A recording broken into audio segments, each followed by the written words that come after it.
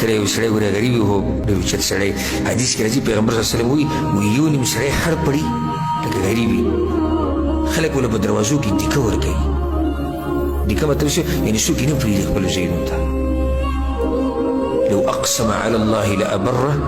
او دا دومره اوچت سړی که الله له قسم ورکړي نو الله به لازم هغه کار کوي خو خړ پړي پته یې نه لګي ورک نو دې چا سره رښتې او دغه په دې مه کوو چې دنیا ورسره ډېره ده دنیا ده خو دنیا امتحان دی بنیادي خبره دیندارۍ ته یې ګوره مالداره دی دینداره دی خو ډېره ښه مالداره دی دینداره دی دا خو به الله ډېر رحم کړی دین او دنیا په الله دواړه پراخه کړي او چې تش مالداره دی نو څه پرېږدي ولې مالداران د خپل مالونه تقسیموي خلکو له یې ورکوي هسې ورته دا خلک ناست او کته به راکېږي او هغه ورته به سپک نظر هم ګوري ګورې دغه خلکو ته به سپک نظر ګوري او غریب چې الله والی راټینګ کړي که مضبوط یې راټینګ کړه دا نږدې دی الله ته